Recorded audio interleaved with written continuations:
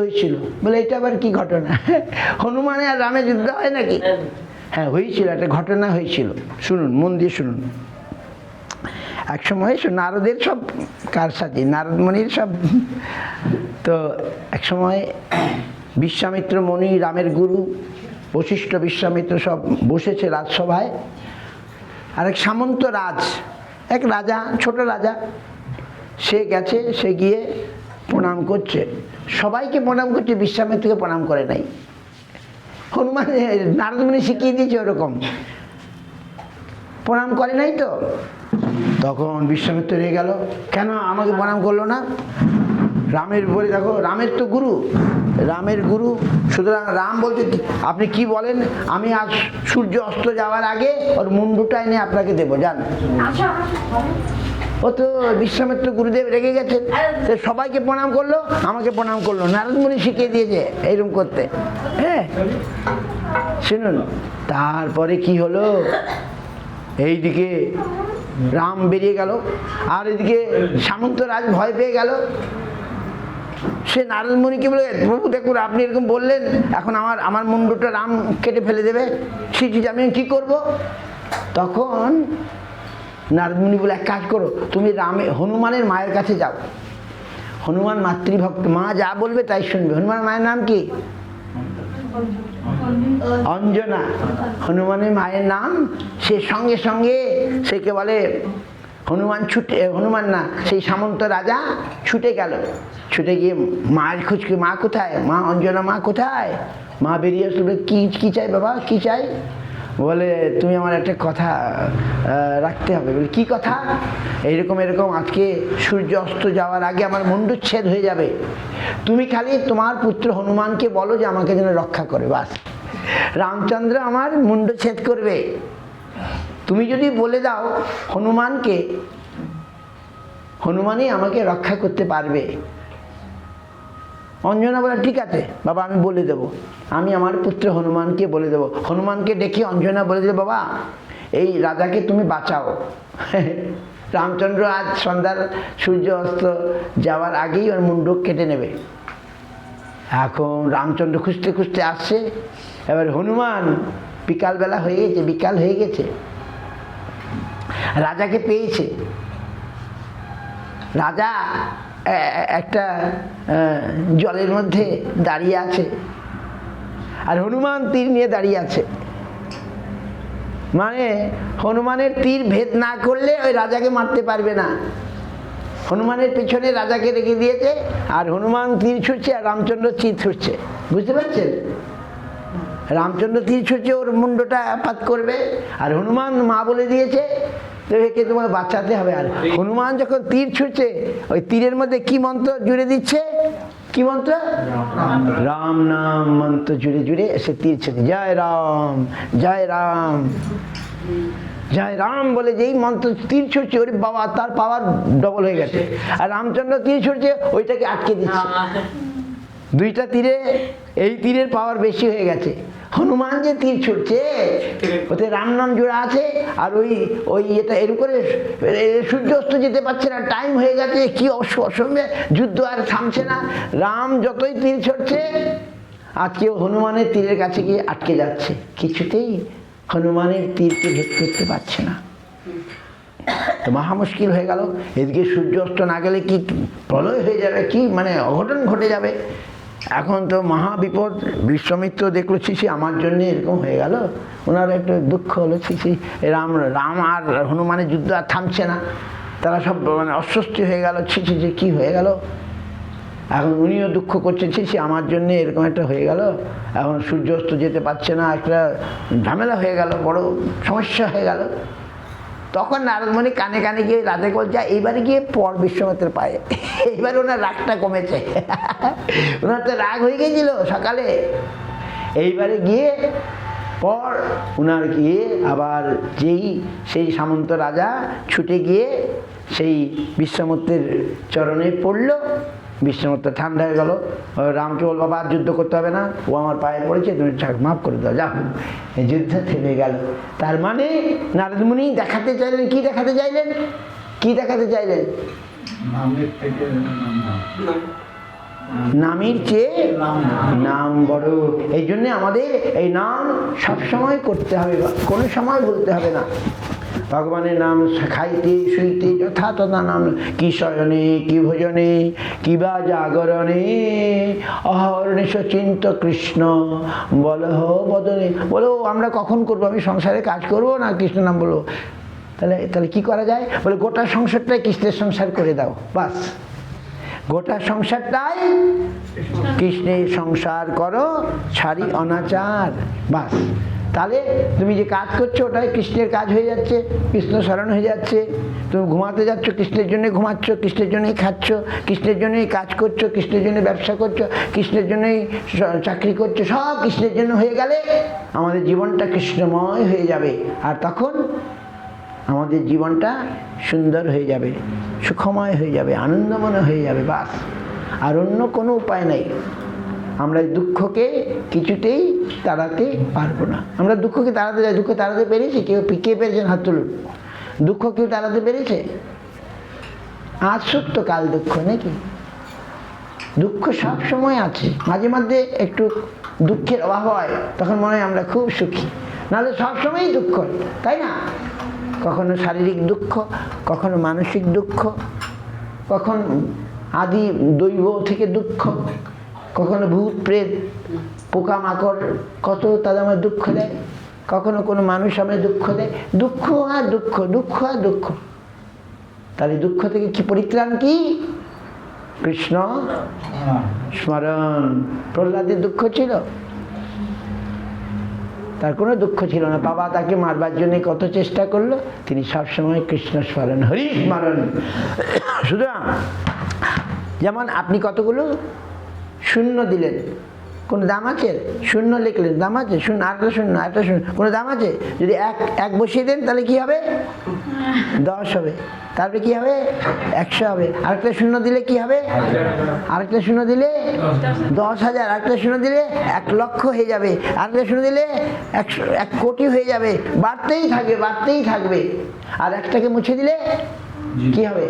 রাম নাম এক অঙ্ক হে আর সব শূন্য। তুলসীদাস বলছেন রাম নাম এক অঙ্ক, এক অঙ্ক মানে এক সংখ্যা। রাম নাম এক অঙ্ক হে আর সব শূন্য।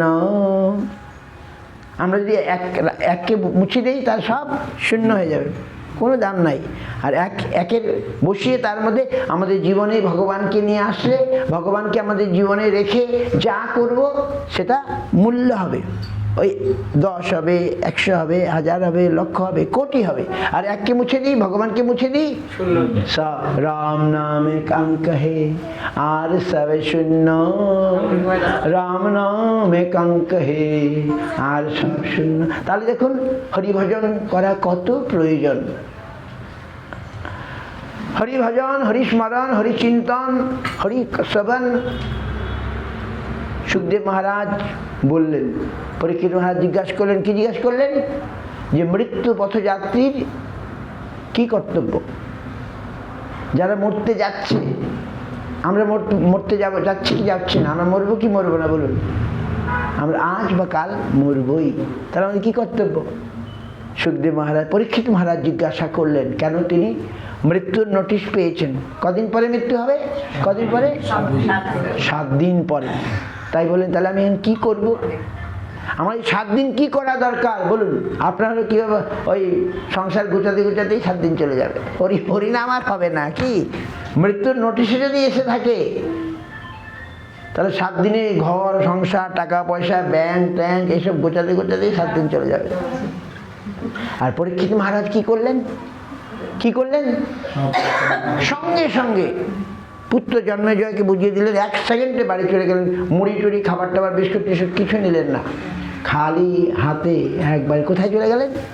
কোথায় চলে গেলেন? গঙ্গা তটে চলে গেলেন। তার এই ভাব দেখে, ভক্তি দেখে, তার বৈরাগ্য দেখে, তার ত্যাগ দেখে সব বড় বড় সাধুরা আসতে আরম্ভ করলো, কি করে তার উপকার করা যায় নাকি।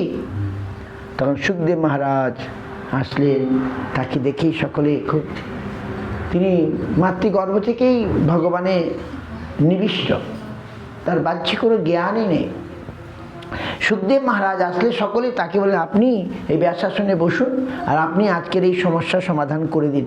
পরীক্ষিত মহারাজের সমাধান সমস্যা, কি সমস্যা? তার মৃত্যু আসন্ন, সে এখন কি করবে? কেউ বলছে যোগ করো, কেউ বলছে ধ্যান করো, কেউ বলে যজ্ঞ করো। সুখদেব মহারাজ ওসব বললেন না। কি বললেন? কি বললেন?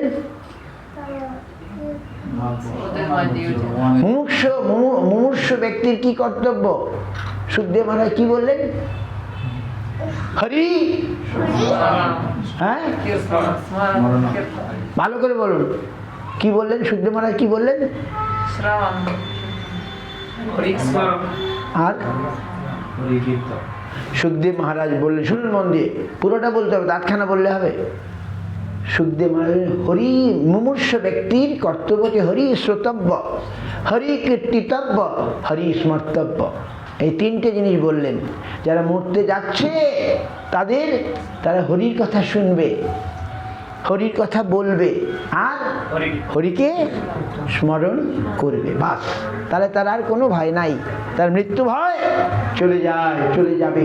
তাই সেদিন থেকে পরীক্ষিত মহারাজ সুখদেবের মুখ থেকে ভাগবত কথা শুনতে আরম্ভ করলেন 7 দিন। এই জন্য লোকে 7 দিন ভাগবত করে না। এই 7 দিন ধরে ওই 1 ঘন্টা 2 ঘন্টা নয়, 24 ঘন্টা, প্রতিদিন 24 ঘন্টা, ঘুমানো খাওয়া বাদ, খাওয়া ঘুম নাই। 7 দিন অনবরত গোটা ভাগবত শুনলেন। ভাগবত শুনে পরীক্ষিত বলেন, আমার আর মৃত্যু ভয় নাই। মৃত্যুকে জয় করলেন ভগবানের কথা শ্রবণে। পরীক্ষিত শ্রবণে ভগবানকে পেয়ে গেলেন। ভগবানকে যে পেয়ে যায় তার আর মৃত্যু ভয় থাকে না। সুতরাং আমরাও তো মরবো কিনা, না কেন থাকবো? আজ আজীবন 100 বর্ষ পরে অবশ্য মরণ। নিশ্চিন্ত না থাকো ভাই, যত শীঘ্র পারো ভজ গোবিন্দ চরণ, জীবনের ঠিক নাই। বলে ঋণত্রয় শোধিবারে করিতেছি সুযতন, এ আশার নাহি প্রয়োজন, এমন দুরাশা বসে যাবে প্রাণ অবশেষে, না হবে দীনবন্ধুর চরণ সেবন। গৃহে থাকো বনে থাকো ইথে তর্ক অকারণ, যত শীঘ্র পারো ভজ। তুমি ঘরে আছো কি মঠে আছো কি বনে আছো জঙ্গল, ওসব চিন্তা করতে না, যেখানেই থাকো তুমি কি করো? হরি স্মরণ করো, হরি কীর্তন করো আর হরি কথা, হরি শ্রবণ করো, বাস। এটাই তোমার ওষুধ। এ থেকে তুমি বেঁচে যাবে, তোমার ভয় দূরে যাবে, সব ভয় চলে যাবে। সুতরাং এই জন্য আমাদের জীবনটা এমনভাবে করতে হবে, আমাদের ঘর সংসারটা এমনভাবে করতে হবে যেন সবসময় হরি স্মরণে, হরি কীর্তনে, হরি শ্রবণে থাকতে পারি। বুঝতে পারছেন? আমাদের ঘরটাকেই হরি মন্দির করে দিতে হবে। হরি মন্দির দূরে আছে, আমার ঘরটাই হলে তো আমার কাছেই হয়ে গেল। সবসময় ঘরও হরি মন্দির হয়ে গেল, বাস। আমার প্রতিটা ঘর এক একটা মন্দির। বৃন্দাবনে বলে 5000 মন্দির, এখন বোধহয় 15000 মন্দির হয়ে গেছে। কেন 5000 মন্দির কি করে হলো? প্রতিটা ঘরই বৃন্দাবনের মন্দির, বৃন্দাবনের প্রতিটা ঘরই মন্দির। এই জন্য বলে বৃন্দাবনে আগে, অনেকদিন আগে বলতো 5000, এখন তাহলে 15000।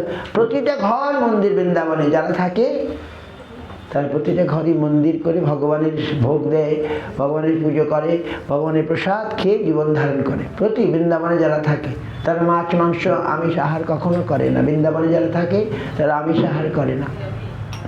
ভগবান যা খান সেটাই তারা ভগবানকে দিয়ে তারা খায়, শুদ্ধ পবিত্র জীবন যাপন করে।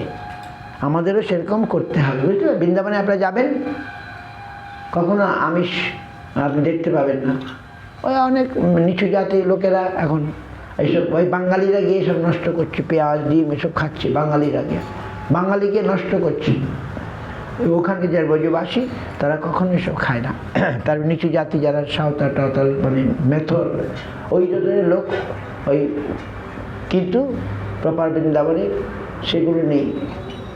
তাহলে আমাদের শুদ্ধ আহার, শুদ্ধ জীবন যাপন করে ভগবানকে লাভ করাটাই হচ্ছে আমাদের জীবনের উদ্দেশ্য বা কর্তব্য। আর লাভ করাটাই বড় নয়। কি বড়?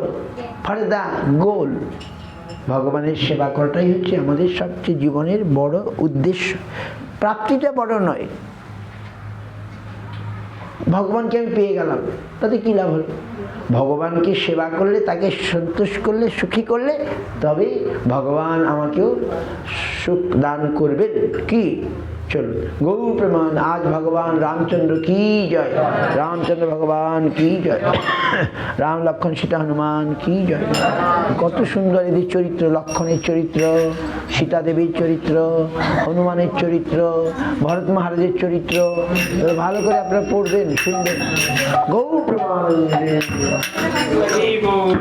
হরে কৃষ্ণ হরে কৃষ্ণ কৃষ্ণ হরে হরে, হরে রাম রাম রাম হরে